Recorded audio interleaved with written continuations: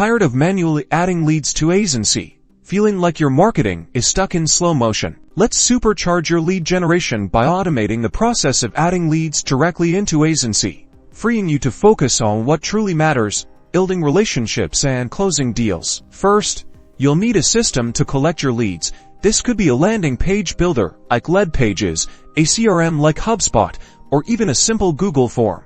The key is choosing a platform where you consistently gather new contact information. Next, we'll use a connector tool like Zapier or Integrately to bridge the gap between your lead source and Aisensy.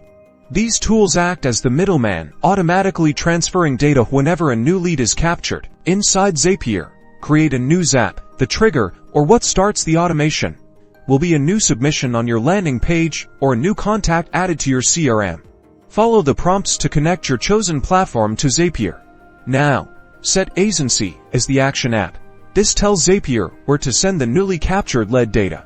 You'll likely need to connect your Aisensy account to Zapier, granting it permission to add contacts. This is the crucial part. Map the data fields. You need to tell Zapier which fields from your landing page, like name, email, and phone number, correspond to the appropriate fields in Aisensy. Once you've mapped all the fields, test your Zap to ensure the data is flowing correctly.